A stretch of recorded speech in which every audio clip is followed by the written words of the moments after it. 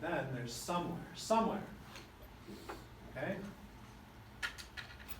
In A to B, I think, there exists, okay, this backwards, E is there exists a C such that F prime of C is going to equal 0. So that's exactly what the Rolle's theorem is going to tell us, okay? There's a C somewhere in the region from A to B. Again, is this telling us where it is? No, this just tells us it's going to happen.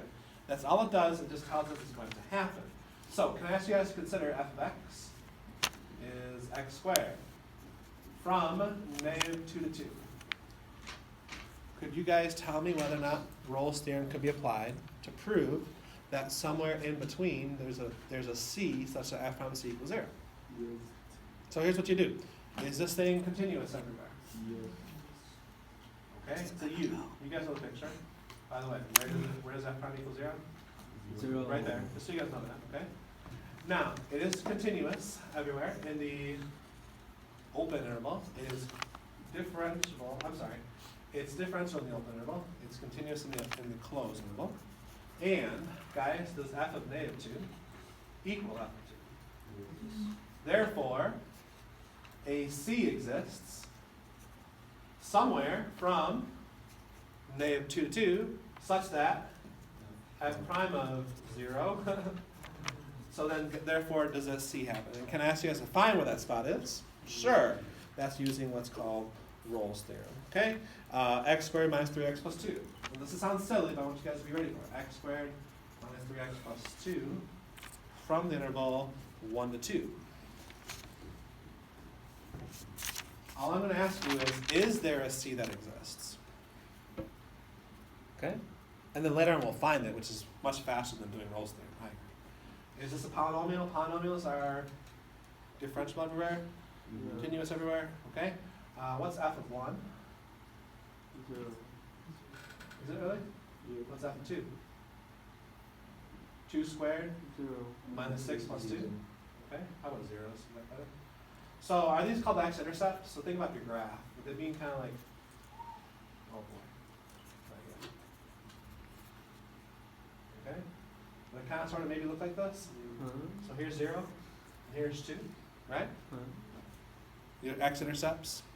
Or is it 1 and 2? It's Yeah. 1 and 2. It's 1 and 2. Okay, it is 1. Okay? So what am I trying to do here, guys? I I'm gotta trying look to at this here. fix the graph. My graph is wrong. That's what it is. F of 1 equals 0. F of 2 equals 0. There. Let's try again.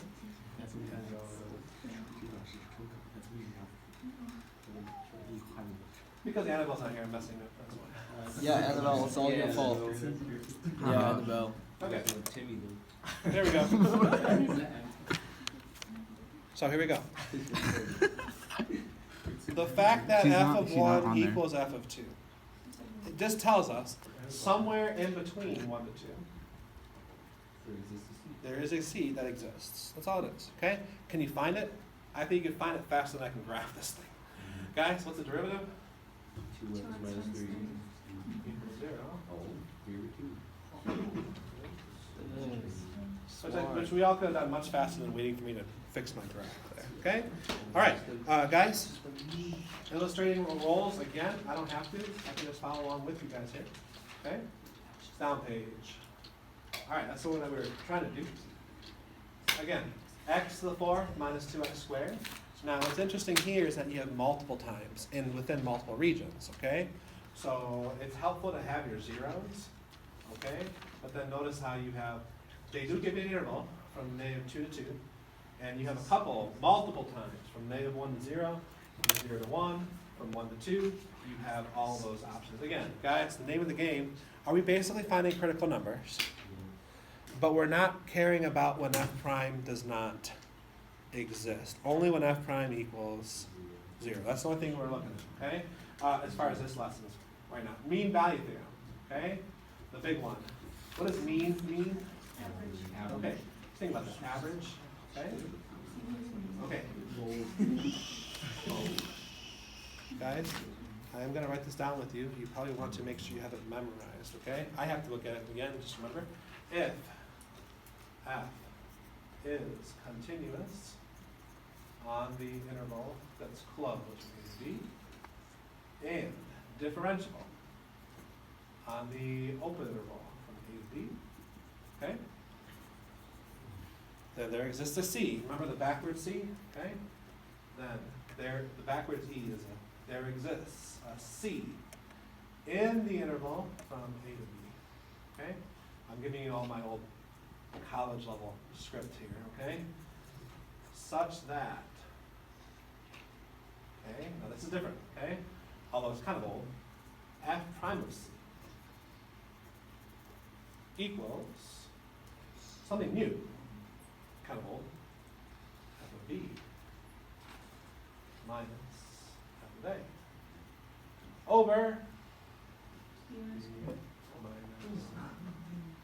So that's exactly what the mean value theorem says, okay? If you don't believe me, we can read it together. You would want to, okay?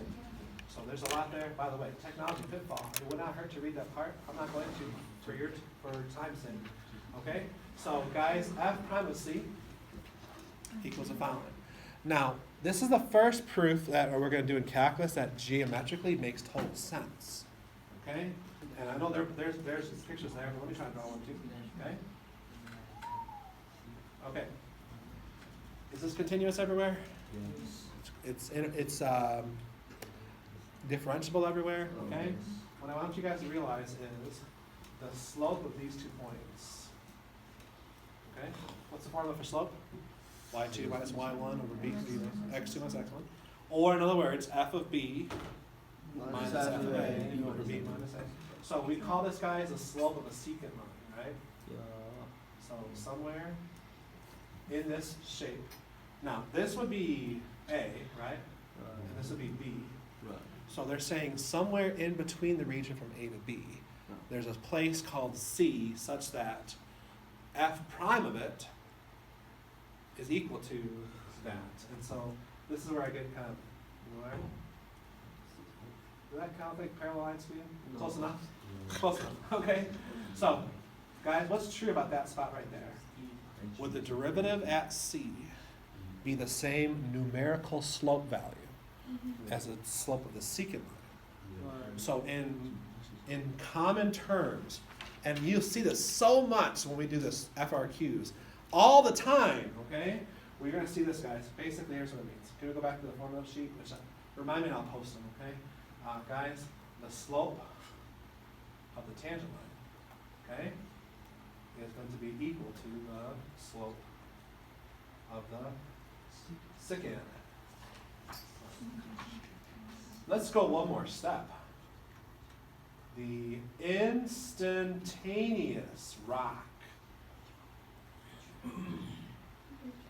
is going to be equal to the what?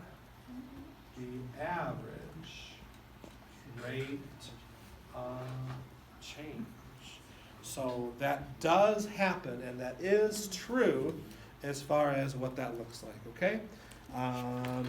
Should we do the police officer example now or next time? A lot of you guys told me about a speed gun. Yeah. Does that measure velocity or acceleration? Velocity. Or Well, good thing. Well, as you take velocity with respect to time, that's called acceleration. But guys, miles. Yeah, I know. Okay. All right. So I wanted to share that with you. Okay. Again, you guys take a look at example 3. We'll save the cup for tomorrow. Okay. But guys, here we go. I do have a question for you. I think it's actually really neat, the police officer example. Okay. Which we can do tomorrow after our AP prep quiz. Okay. Or Wednesday. Good, I have you guys focused. Okay? Hey guys, are you given the function? Okay? What I'm asking you to do is find the values of C in the interval from, where's my interval? 1 to 4? Okay? So here we go. So I want to do this question because of all the questions I think my students fail on, it's this one. I'm not sure why. Okay? I'm not sure what the question is. 5 minus 4 over x. Okay, guys, let's just cut to the chase. 4 over x is like saying 4x to the, okay, and then I think it's from -2 to 2, or some way off here. Wow, I'm way off. 1 to 4. Okay, now, can I encourage you guys, when it comes to Rolle's theorem, what would be examples of things where Rolle's theorem won't work? If it's not. Not continuous, not differentiable, or what's the third one? F of A does not equal F of B, okay? Just remember that, because on your homework, I think either today or tomorrow, you have questions where it's like, when does Rolle's theorem work or doesn't work? And that's what you gotta kind of have to go through, okay? Find C values, okay? Such that for MVT to work. Does that make sense? Okay? For the mean value theorem to work, that's what you guys have to do. First of all, order doesn't really matter when I say first of all, I guess. So first of all, can you guys do f of 4 minus f of 1 over 4 minus 1? Is that the secant line? Okay? So guys, what's f of 4? 5, well, okay. Is it like saying 5 minus 4 over x? Yeah. Okay. So that's the same. When x is 4, 4 over 4? 1 minus 4. So 5 minus 1 being 4.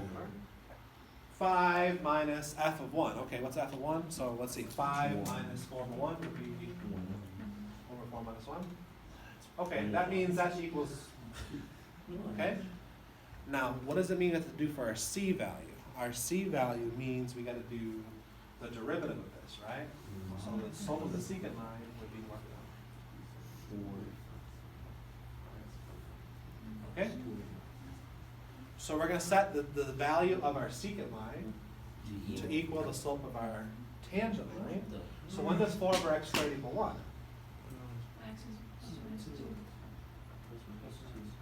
Except you're not right. Remember what I highlighted in the homework when we graded it today.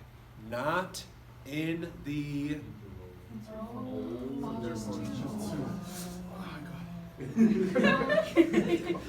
So the only time it'll work when x is 2.